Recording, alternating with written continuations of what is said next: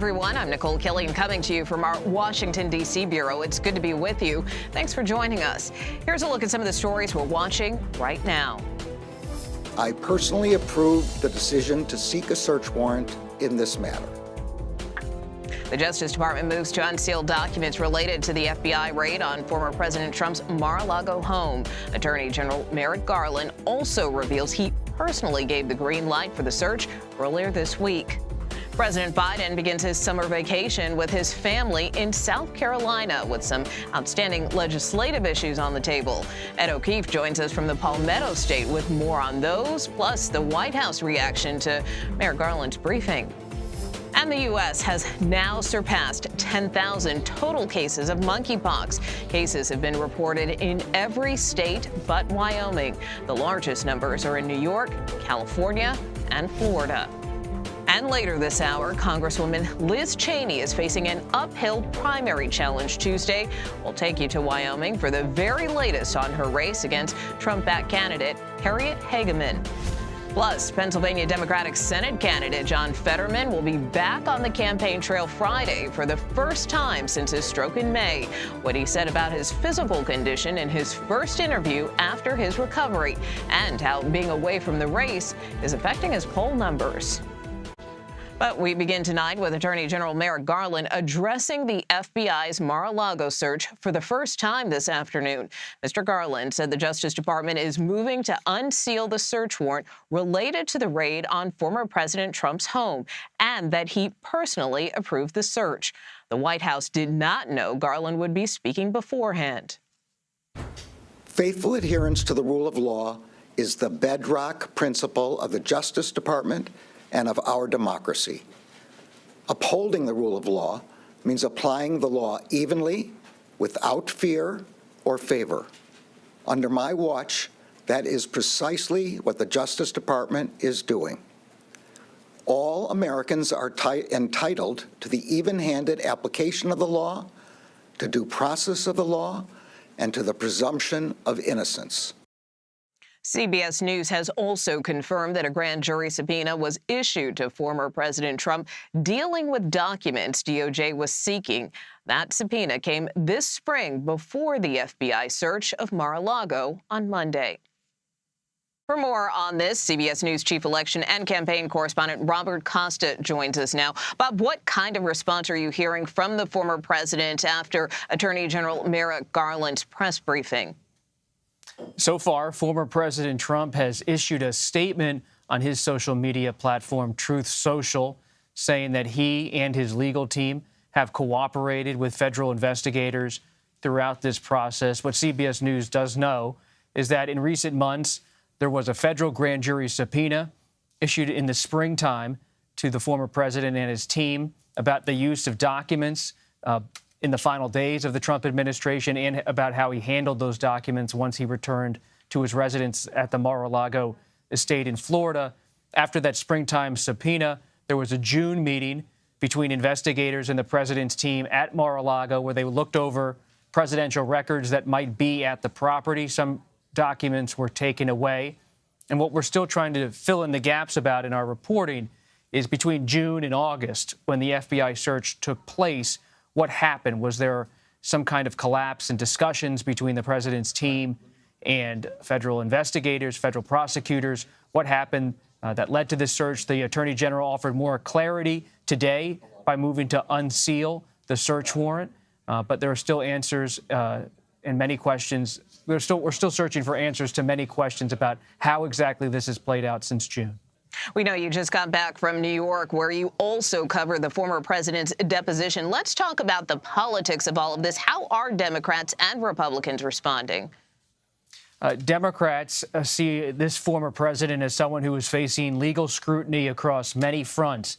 There's a Justice Department investigation of his handling of documents, a Justice Department investigation of the former president's inner circle and how they handled the post-election period in 2020, trying to get the results overturned, their roles in and around the Capitol attack on January 6th. There's also a district attorney in Fulton County, Georgia, probing the president's conduct, along with the associates of former President Trump. And you have an investigation ongoing in Manhattan, a criminal probe of the Trump organization. And you have a New York State Attorney General investigation where the president sat for that deposition earlier this week, took the Fifth Amendment, declined to answer questions. So Democrats see this as a moment where Trump, as he nears a possible return to politics, a possible 2024 presidential bid, is facing enormous legal scrutiny in the civil, criminal, and federal ways.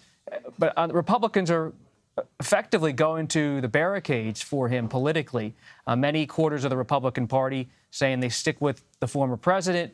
That said, when I'm making calls to different sources in Congress, there's more of a muted response privately because they know there's some legal vulnerability here for the former president. No one has a full scope of the Justice Department's activity about what this investigation really includes in terms of evidence and testimony. It's a grand jury investigation. Those are the hardest things to have a window into. So many Republicans, while they are rallying to the former president's side, they know that this is a tenuous political moment because they are unsure and uncertain about where exactly this will go. And let's dive deeper into that. How could these investigations figure into this year's midterm elections? We don't know how these midterm elections are going to go. So often we, as political reporters, look at an issue like the economy. I remember 1992, James Carville's famous saying, "It's the economy, stupid." And the economy, kitchen table issues, these are usually the indicators of where an election's going, but not always. Just think of the vote in Kansas in recent days on abortion rights. Surprised supporters of abortion rights when a red state went in that direction, their direction on that issue following the Supreme Court's decision on overturning Roe v. Wade. And then you see in recent days, Democrats cutting a deal on climate and spending on Capitol Hill. And now you have the former president, who is still in many ways the standard bearer for the Republican Party, at least the Trump movement, facing all of these legal challenges. And so the economy, while front and center as ever, is not the only issue on the agenda. Robert Costa, thank you for your time. Thank you. For more on the Justice Department's investigation into former President Trump, Harry Litman joins us now. He is a former U.S. attorney and deputy assistant attorney general, as well as the host of the Talking Feds podcast. Harry, welcome. Attorney General Garland said the Justice Department is moving to unseal the search warrant in the Mar-a-Lago search. What is the significance of doing this? Well, typically, Nicole, they would not do it. They would wait for court. But I think he felt obligated to do it because of all the misinformation and charges that Trump and his supporters were putting out there. So the general policy about not talking until you're in court gives way when there's misinformation that's sort of been put in the water. And that's exactly what happened here with all kinds of charges, from sort of heavy-handed execution to potential planting of evidence. Pretty outrageous stuff. So he felt, on the one hand, duty-bound to stand up for the professionalism of the department, but also to correct the record that Trump had put into doubt. What might we learn from a document like this? A little bit. The big motherlode of information will be the affidavit itself, the 100 pages that sets out everything. But we'll learn a little. We'll learn about the charges that they were going under. We've already learned just from the motion that it really is a national security matter because that's the person who signed it. We'll learn about what the department left for Trump. It's a 2-page manifest that will probably be pretty vague and elliptical, but you'll get some information from there. So you'll get the basic, very high-level details of what happened at the search, but really all the granular and most interesting facts won't come out for some time. The Attorney General said today that he personally approved the search warrant. How common or unusual is that in these types of cases? Very unusual, but this is a very unusual case. So many people, including I, had surmised that had to be the case, because imagine if he found out about it, on Twitter.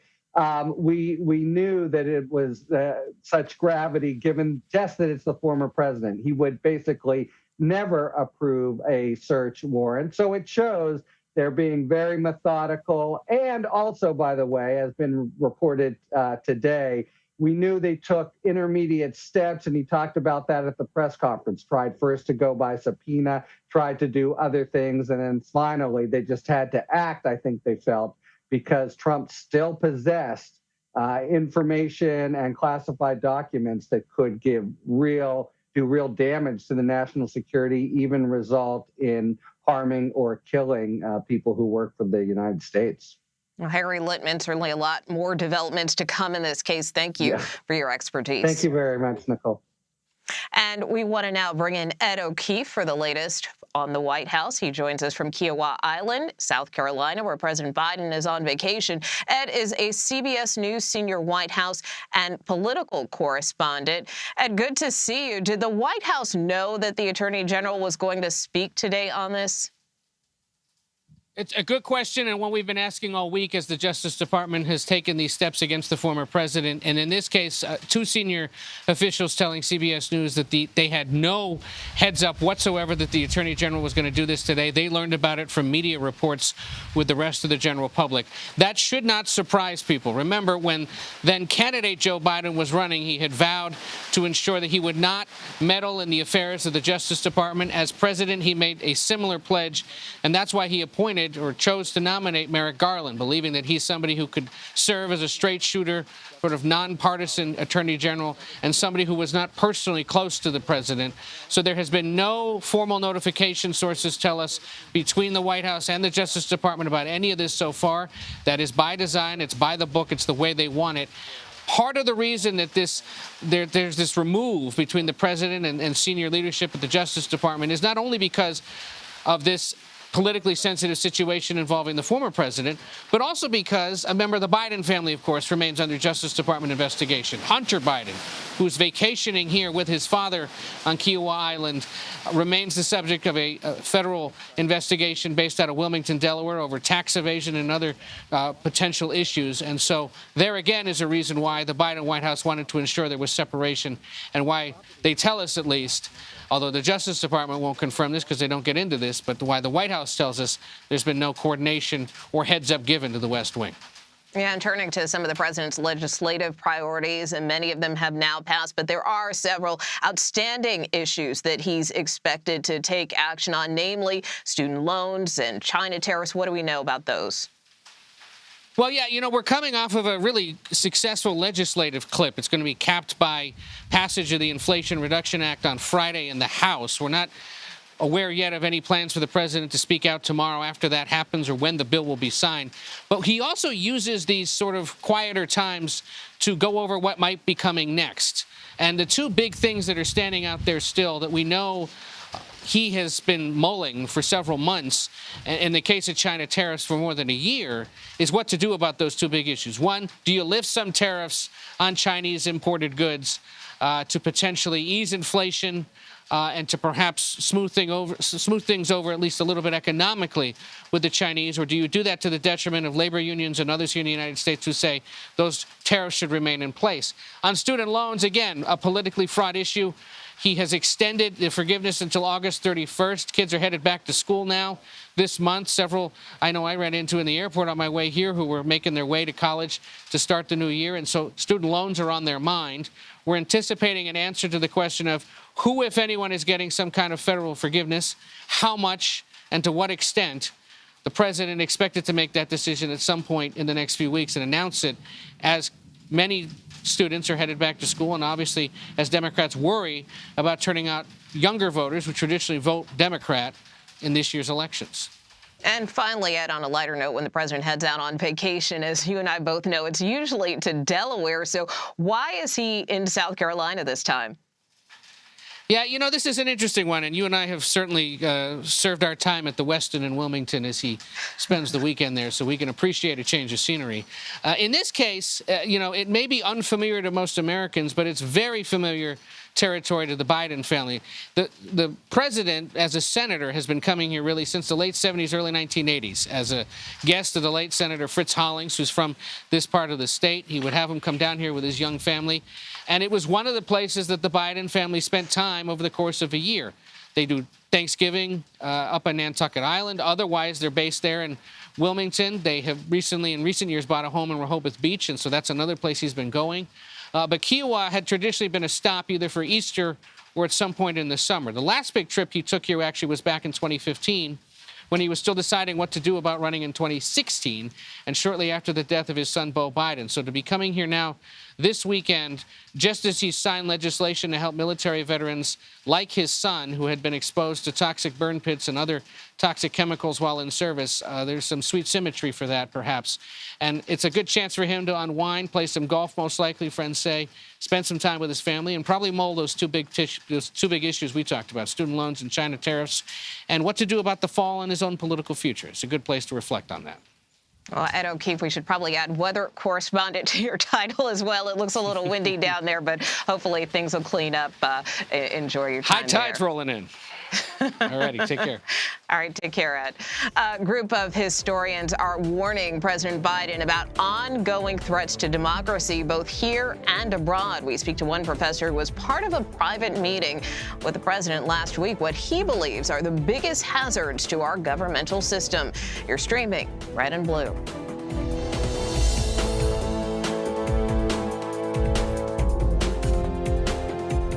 CBS News Sunday Morning with Jane Pauley on CBS.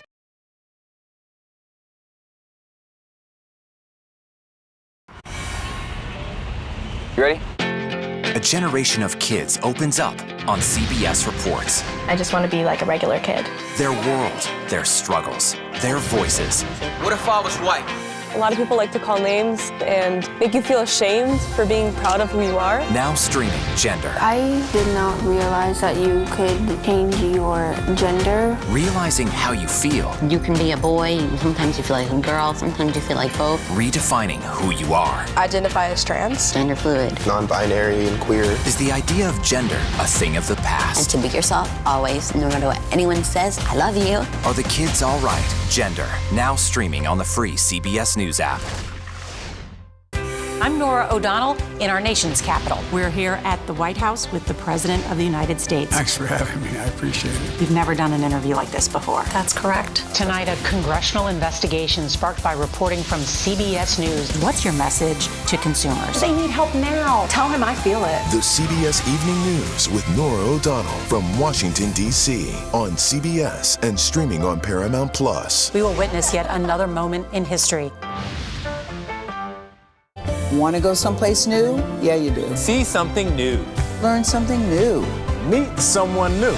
Nate B in the house. There's always something new under the sun. CBS Mornings, weekdays.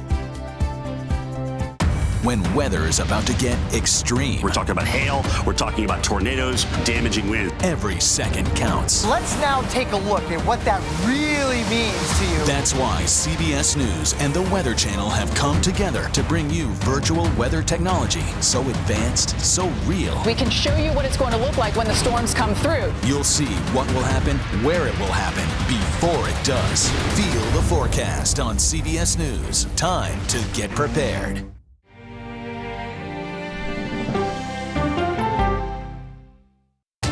People from every corner of America facing challenges. Everyone is just looking for some type of connection. Just raise your hand and say, hey, I'd like to help. Coming together to find solutions. We are going to do something about it. Their stories are our stories. Welcome to Eye on America. Stream now on the free CBS News app.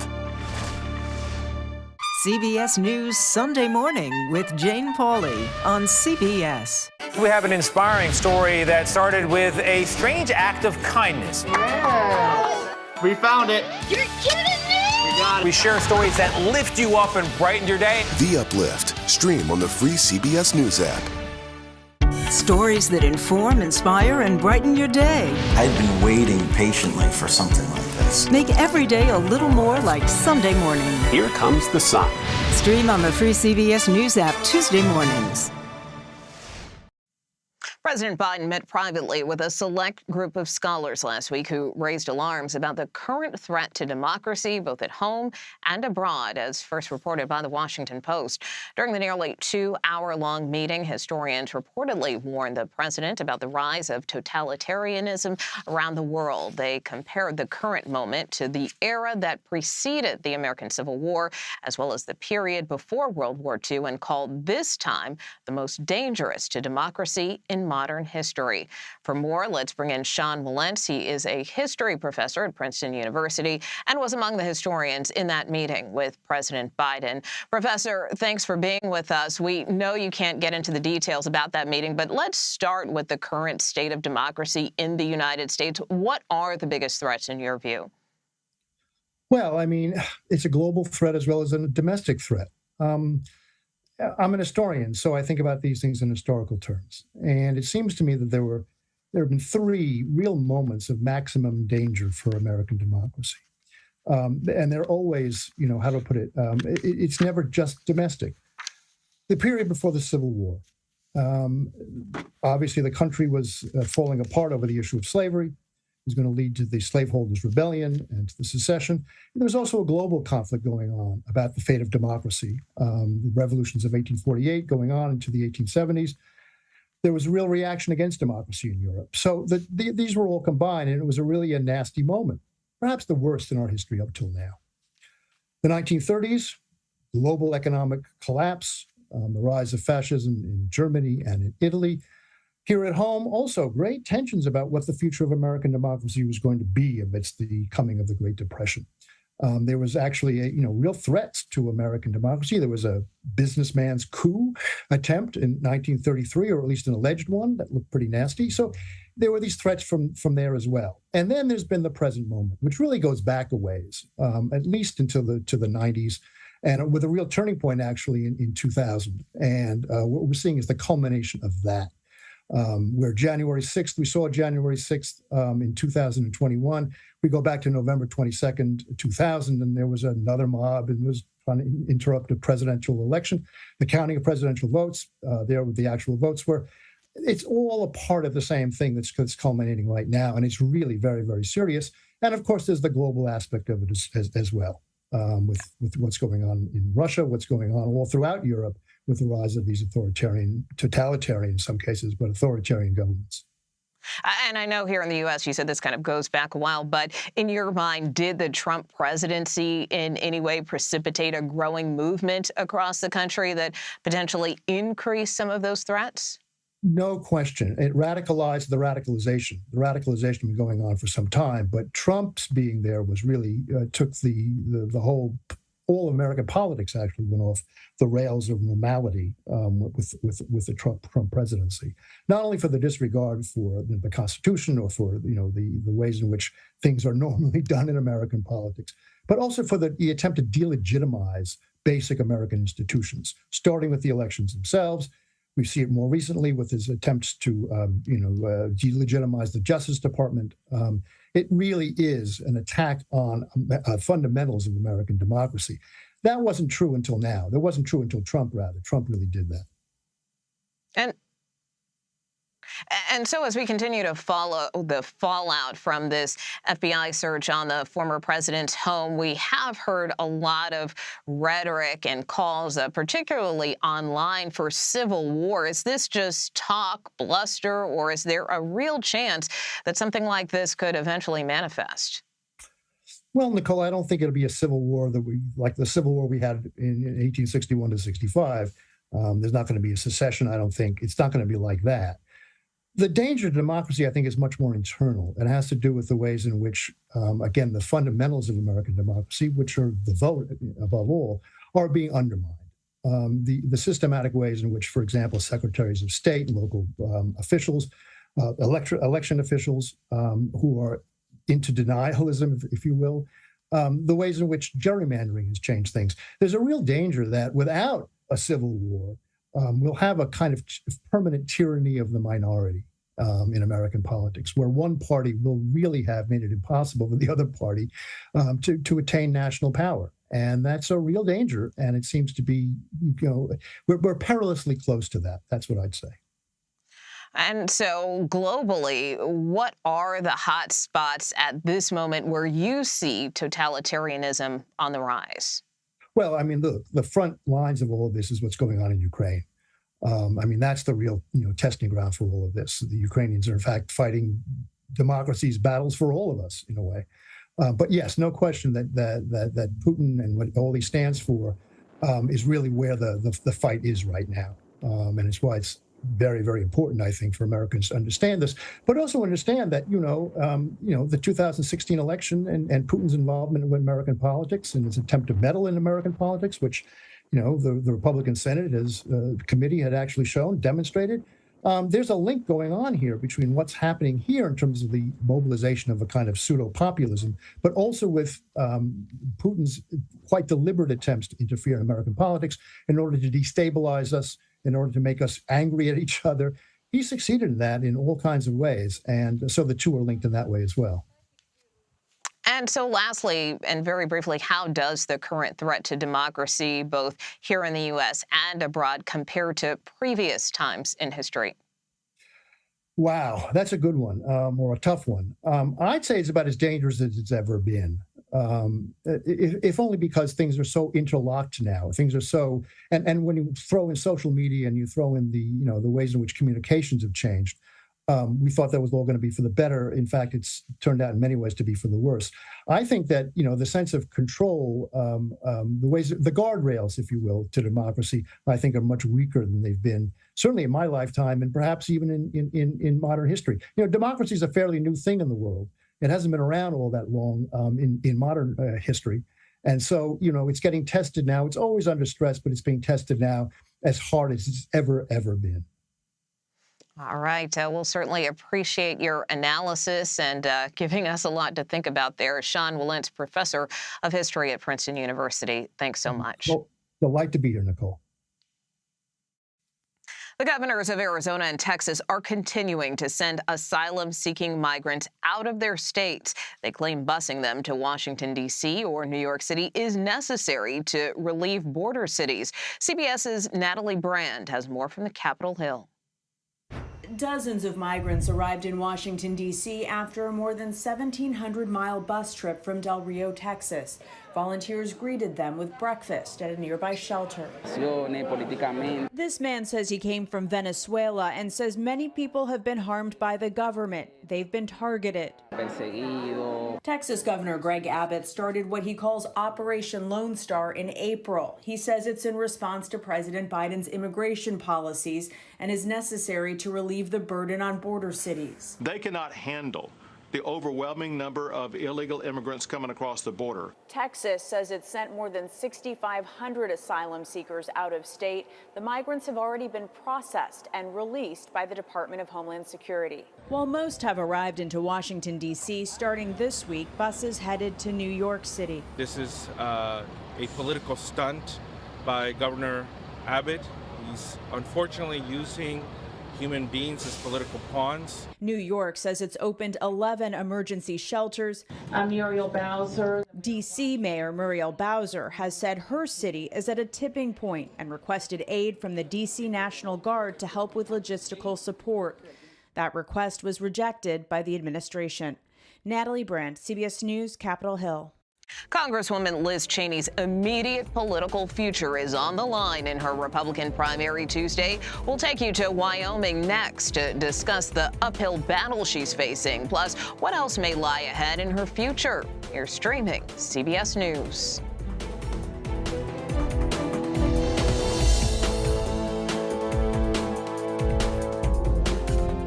CBS News Sunday Morning with Jane Pauley on CBS.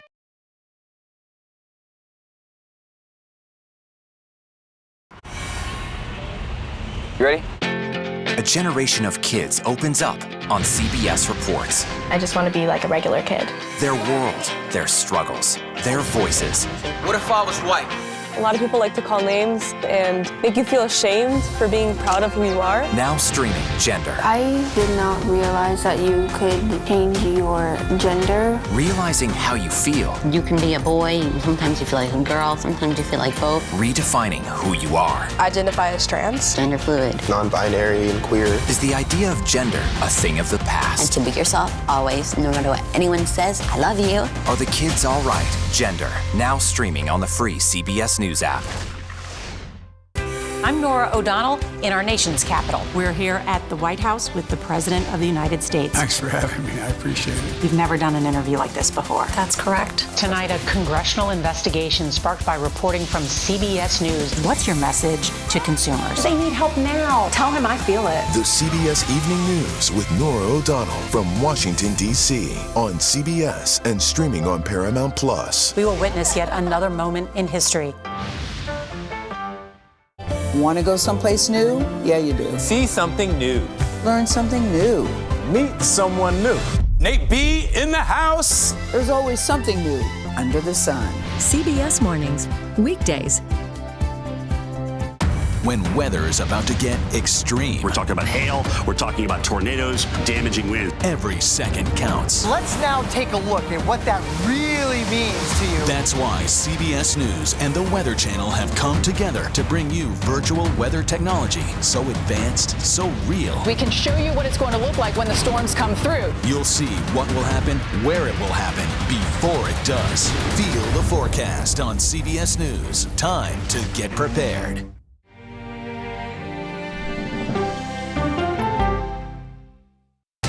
People from every corner of America facing challenges. Everyone is just looking for some type of connection. Just raise your hand and say, hey, I'd like to help. Coming together to find solutions. We are going to do something about it. Their stories are our stories. Welcome to Eye on America. Stream now on the free CBS News app.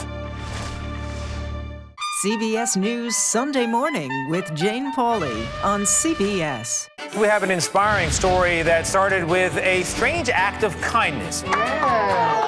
We found it. You're kidding me! We got it. We share stories that lift you up and brighten your day. The Uplift. Stream on the free CBS News app.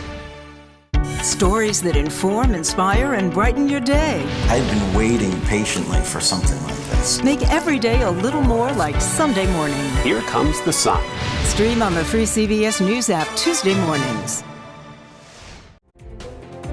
Welcome back to Red and Blue. I'm Nicole Kelly, and here's a look at some of our top stories. Attorney General Merrick Garland says he personally approved the decision to seek a warrant for the FBI to search the Mar-a-Lago home of former President Trump. Garland also said the Justice Department has filed a motion to unseal the warrant and property receipt of what was seized. Plus, the number of Americans filing for first-time unemployment benefits has reached an 8-month high. 262,000 applications were filed in the week ending August 6th, marking an increase of 14,000 from the previous week. And the national average for a gallon of gas is down 2 cents from yesterday to $3.99 a gallon, according to AAA. It is the first time gas has been under $4 a gallon since March. That's now down more than $1 since gas prices hit a record high of $5.02 June 14th.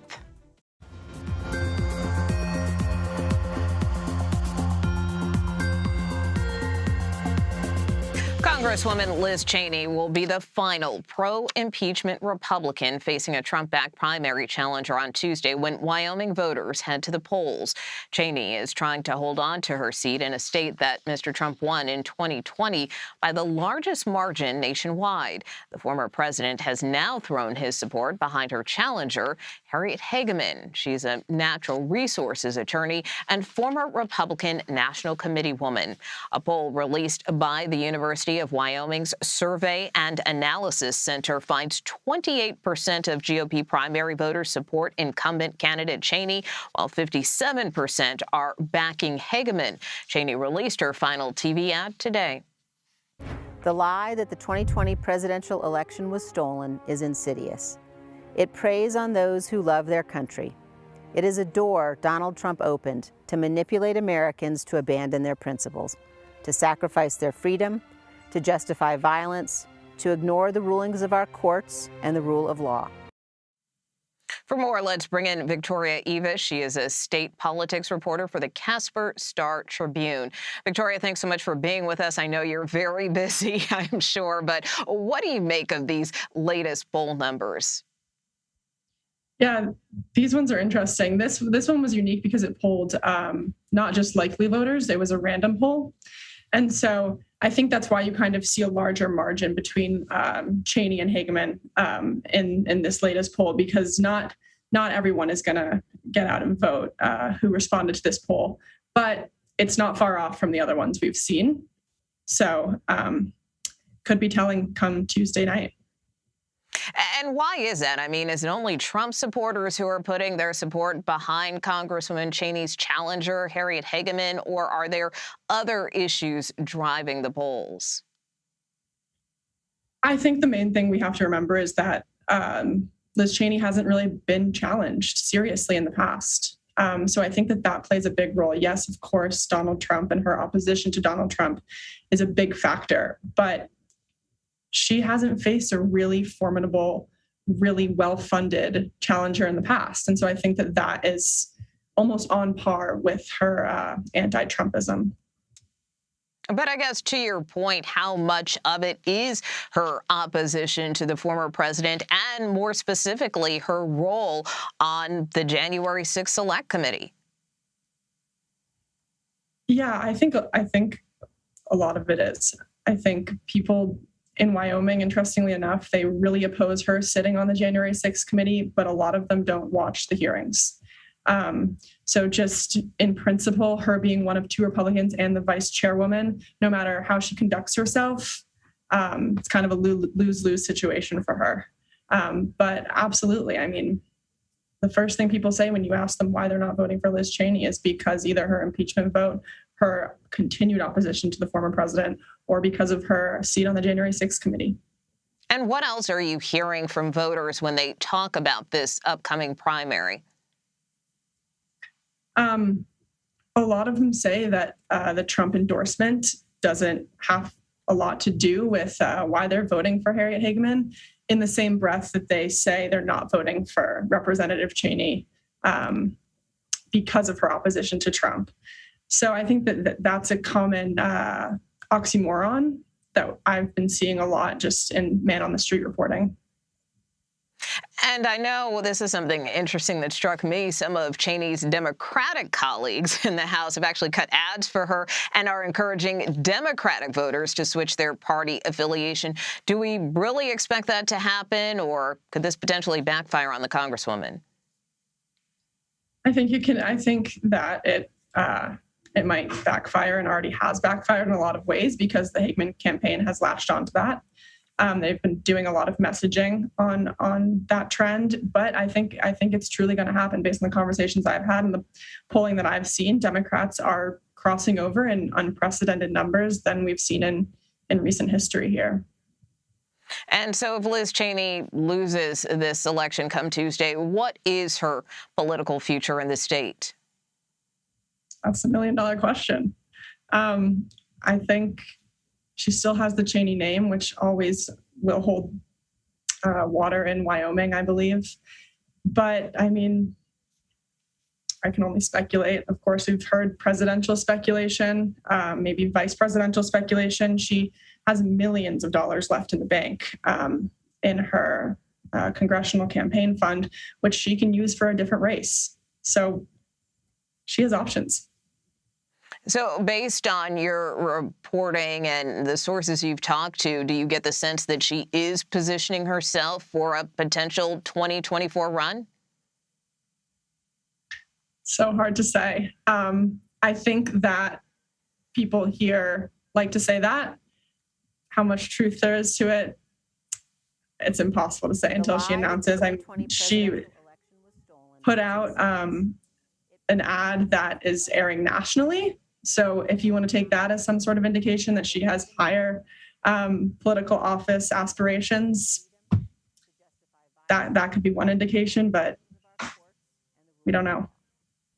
And then lastly, I know you said she will still have a lot of money in the bank. The Cheney name still carries some weight in the state. But what does a potential loss mean for her reputation? For so long, Cheney has almost become synonymous with the state of Wyoming, not just a congresswoman, but also her father as well. So does that political reputation get tarnished in any way, or does it still carry a lot of weight in the state, win or lose?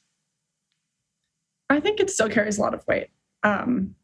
She has, in a lot of ways, been an outsider for a while. She tried to challenge one of the longest sitting senators of all time, Mike Enzi, before she dropped out of the race.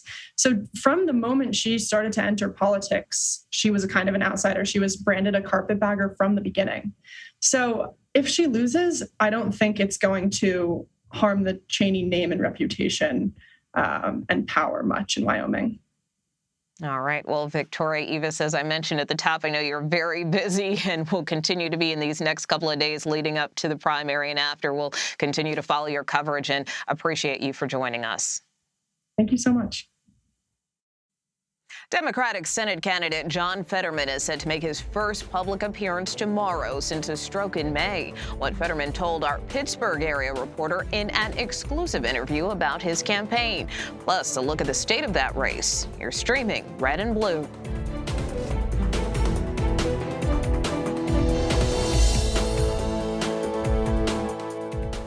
CBS News Sunday Morning with Jane Pauley on CBS.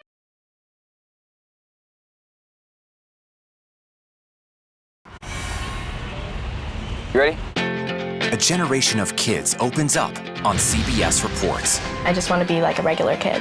Their world, their struggles, their voices. What if I was white? A lot of people like to call names and make you feel ashamed for being proud of who you are. Now streaming Gender. I did not realize that you could change your gender. Realizing how you feel. You can be a boy, sometimes you feel like a girl, sometimes you feel like both. Redefining who you are. Identify as trans. Gender fluid. Non-binary and queer. Is the idea of gender a thing of the past? And to be yourself, always, no matter what anyone says, I love you. Are the kids all right? Gender. Now streaming on the free CBS News app. I'm Nora O'Donnell in our nation's capital. We're here at the White House with the President of the United States. Thanks for having me. I appreciate it. You've never done an interview like this before. That's correct. Tonight, a congressional investigation sparked by reporting from CBS News. What's your message to consumers? They need help now. Tell him I feel it. The CBS Evening News with Nora O'Donnell from Washington, D.C. on CBS and streaming on Paramount Plus. We will witness yet another moment in history. Want to go someplace new? Yeah, you do. See something new. Learn something new. Meet someone new. Nate B in the house. There's always something new under the sun. CBS Mornings, weekdays. When weather is about to get extreme. We're talking about hail, we're talking about tornadoes, damaging wind. Every second counts. Let's now take a look at what that really means to you. That's why CBS News and the Weather Channel have come together to bring you virtual weather technology so advanced, so real. We can show you what it's going to look like when the storms come through. You'll see what will happen, where it will happen, before it does. Feel the forecast on CBS News. Time to get prepared.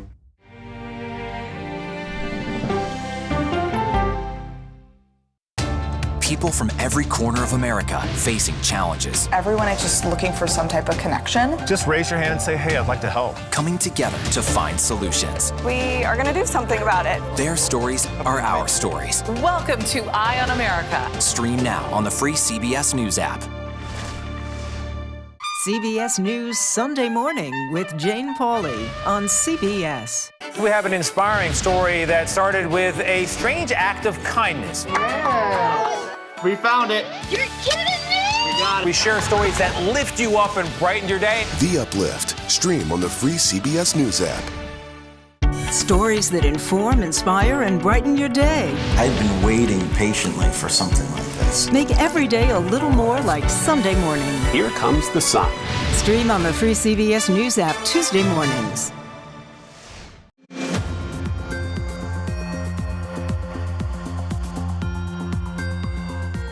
Pennsylvania Democratic Senate candidate John Fetterman is gearing up for his first campaign event on Friday since his stroke back in May. The candidate has remained mostly out of the spotlight while recovering. In his first television interview since his stroke, Fetterman told our Pittsburgh station KDKA he has no mental or physical problems except for some hearing issues. I have no physical limits. All of our doctors on the team have been absolutely supported to us taking this on. Absolutely. No limits as well, too. Really, the only issues lingering from the stroke is just having some auditorial processing every now and then. And I'll miss a word sometimes, or I might mush two words together sometimes in a conversation. But that's really the only issue, and it's getting better and better every day as well, too. And the doctors expect that we will have a first 100% back. And KDKA money and politics editor John Delano, who led that interview, is with us now. John, thanks so much for being here. What else did you learn from Fetterman in your interview? Well, thanks, Nicole. It's good to be with you. You know, I think the bottom line is that he comes across quite the same way that I've known him for decades. There's not much of a debilitation that I could see in him, even though he acknowledges that he has some hearing issues and that sometimes he might slur a word or two. But it wasn't particularly noticeable in my interview with him. He obviously cares very deeply about getting back on the campaign trail. I think that was very clear. He said he's going to go to all 67 counties, as he has done in the past. He's going to do that between now and Election Day. That's quite a feat. He said he wouldn't be going back on the trail because of his family if he felt in any way this jeopardized his health. And so and then he told me, because I asked him, I said, will you have your doctors give us in writing a clean bill of health for you? And he said, quote, absolutely, unquote. So I think from the health standpoint, he also does not believe that this has hurt him. His stroke has hurt his campaign. He feels he's right where he ought to be with respect to the campaign against Mehmet Oz. And I guess the question that will remain to be seen, but he's certainly up in the polls. So we'll see. Yeah, you talked about him wanting to visit all 67 counties. We know he's going to be kicking things off tomorrow in Erie County. So what do you expect his message to be to Pennsylvanians? Well, Erie County is particularly important, he believes, because it has been a bit of a bellwether county. For example, when Donald Trump won Pennsylvania in 2016, he carried Erie County. When Joe Biden won Pennsylvania in 2020, Biden carried Erie County. So it's one of those counties that can go back and forth and back and forth. And Fetterman intends to make it a Fetterman County in the 2022 election, which is why he has already spent time there. He says he vacations there at Presque Isle, which is the beach off Lake Erie. And he says that's where he's going to kick off his first appearances on the campaign trail.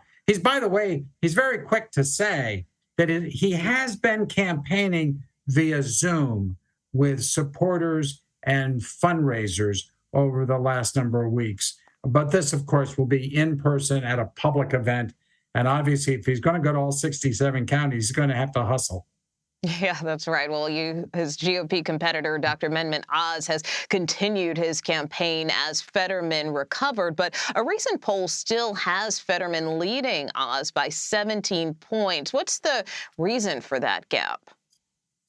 Well, I really think, Mehmet Oz took a bruising in the Republican primary. Let's face it, they spend millions and millions of dollars, Dave McCormick in particular, just trashing Mehmet Oz. So it's very hard to recover from that in just a couple months. And then you toss in Fetterman. McCormick could not go after Oz on the residency issue because McCormick, too, had lived in Connecticut and moved back to Pennsylvania, albeit McCormick had deeper roots in Pennsylvania than Mehmet Oz does. But this whole New Jersey thing, the Fetterman campaign has just drilled it into everybody on television, on social media, everywhere you go. that Mehmet Oz is from New Jersey. He's not a Pennsylvanian. That's the claim. And of course, there's some backing to that claim, although Mehmet Oz does have connections to Pennsylvania. But I think it's stuck with at least some voters that Oz is a New Jerseyan and not a Pennsylvanian, and Fetterman is doing everything he can to make that stick. I really think that's part of the reason for the Oz lead. But there's a lot of time left in this campaign, and there are a number of issues that the Oz campaign is trying to raise against Fetterman. And I think things will now begin to get joined as these two candidates both are out on the campaign trail. John Delano, thanks so much for your coverage in the Keystone State. We'll be watching. Always great to be with you guys. Thank you. A funeral service was held today for late Republican Congresswoman Jackie Walorski. The Indiana representative and two of her staffers were killed in a car crash last week. Thousands of Walorski's family members, friends, and colleagues and constituents gathered at the Granger Community Church in South Bend this week to pay their respects, including Minority Leader Kevin McCarthy. Walorski served 3 terms in Indiana's State House before being elected to represent the state's 2nd congressional district in 2012. A special election to fill her seat will be held November 8th. We're going to take a quick break, which means you have a couple of minutes to download the free CBS News app on all of your devices. You can catch live local coverage from all across the country from all of our CBS stations. And while you're at it, check out Paramount Plus. We've got a mountain of content for you to stream there as well, including your favorite shows, movies, and sports.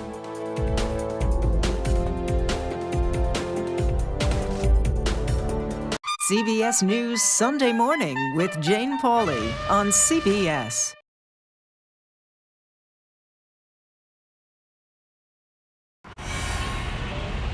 You ready? A generation of kids opens up on CBS Reports. I just want to be like a regular kid. Their world, their struggles, their voices. What if I was white? A lot of people like to call names and make you feel ashamed for being proud of who you are. Now streaming Gender. I did not realize that you could change your gender. Realizing how you feel. You can be a boy, sometimes you feel like a girl, sometimes you feel like both. Redefining who you are. Identify as trans. Gender fluid. Non-binary and queer. Is the idea of gender a thing of the past? And to be yourself, always, no matter what anyone says, I love you. Are the kids all right? Gender. Now streaming on the free CBS News app. I'm Nora O'Donnell in our nation's capital. We're here at the White House with the President of the United States. Thanks for having me. I appreciate it. We've never done an interview like this before. That's correct. Tonight, a congressional investigation sparked by reporting from CBS News. What's your message to consumers? They need help now. Tell him I feel it. The CBS Evening News with Nora O'Donnell from Washington, D.C. on CBS and streaming on Paramount Plus. We will witness yet another moment in history. Want to go someplace new? Yeah, you do. See something new. Learn something new. Meet someone new. Nate B in the house. There's always something new under the sun. CBS Mornings, weekdays. When weather is about to get extreme. We're talking about hail, we're talking about tornadoes, damaging wind. Every second counts. Let's now take a look at what that really means to you. That's why CBS News and the Weather Channel have come together to bring you virtual weather technology so advanced, so real. We can show you what it's going to look like when the storms come through. You'll see what will happen, where it will happen, before it does. Feel the forecast on CBS News. Time to get prepared.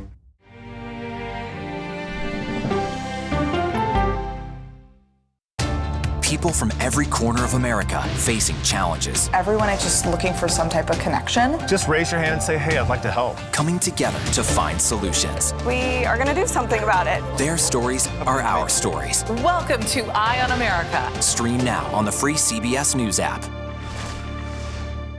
CBS News Sunday Morning with Jane Pauley on CBS. We have an inspiring story that started with a strange act of kindness. Yeah. We found it. You're kidding me! We got it. We share stories that lift you up and brighten your day. The Uplift. Stream on the free CBS News app. Stories that inform, inspire, and brighten your day. I've been waiting patiently for something like this. this. Make every day a little more like Sunday morning. Here comes the sun.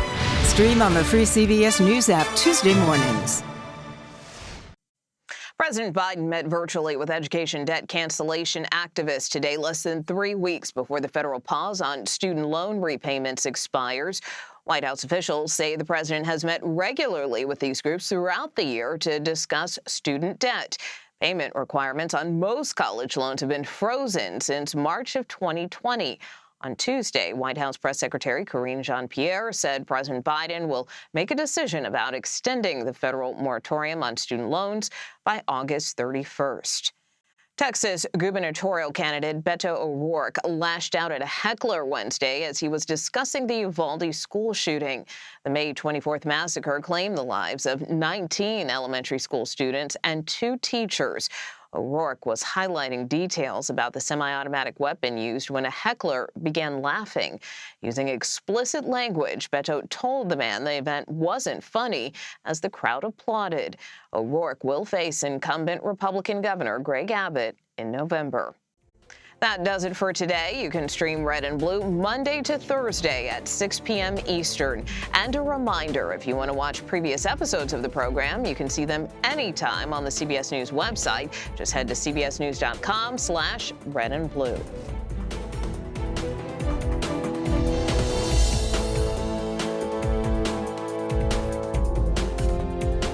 CBS News Sunday Morning with Jane Pauley on CBS.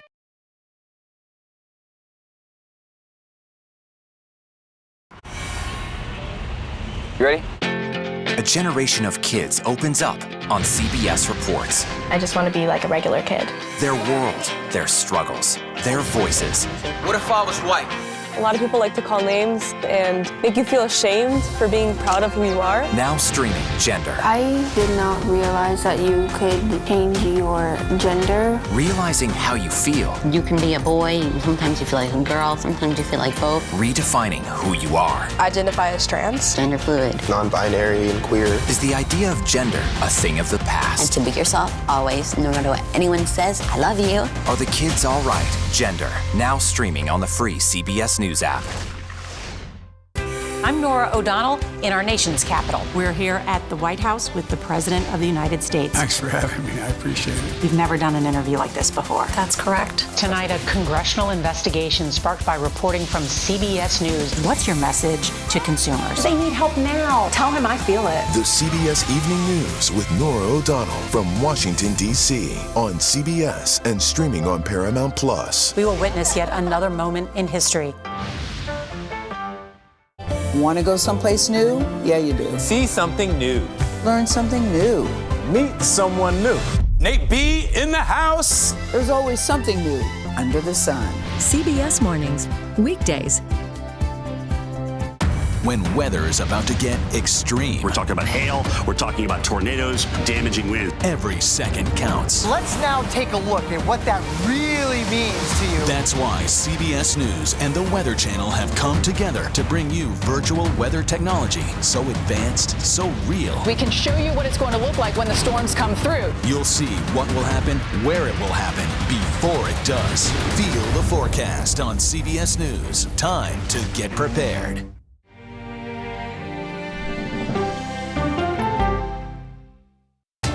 People from every corner of America facing challenges. Everyone is just looking for some type of connection. Just raise your hand and say, hey, I'd like to help. Coming together to find solutions. We are going to do something about it. Their stories are our stories. Welcome to Eye on America. Stream now on the free CBS News app.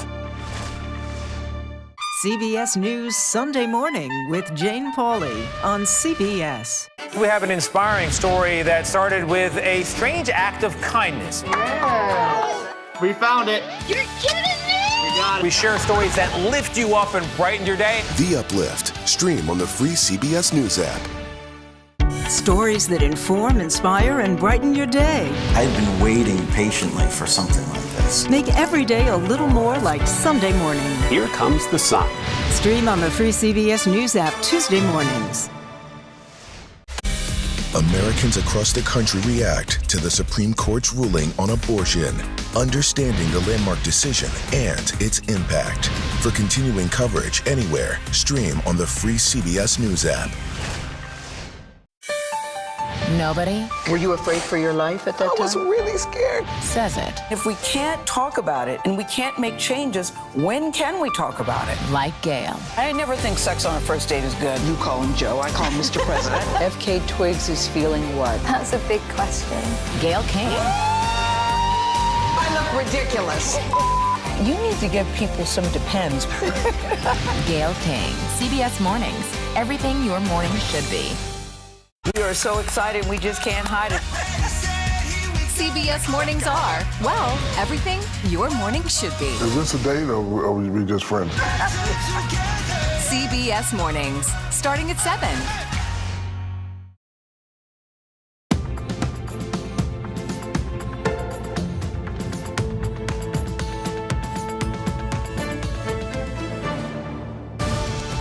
Hi, everyone. I'm Carter Evans, coming to you from our Los Angeles bureau. Thanks for joining us. Here's a look at the top stories we're following right now.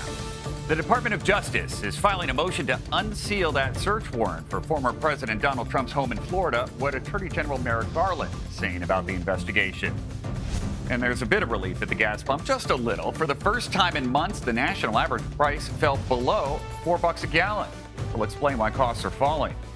And Europe is dealing with both a historic heat wave and a drought at the same time. The dry conditions are fueling wildfires across the continent. We'll show you where. And later this hour, the FBI is facing an increasing number of threats after its search of President Trump's former home.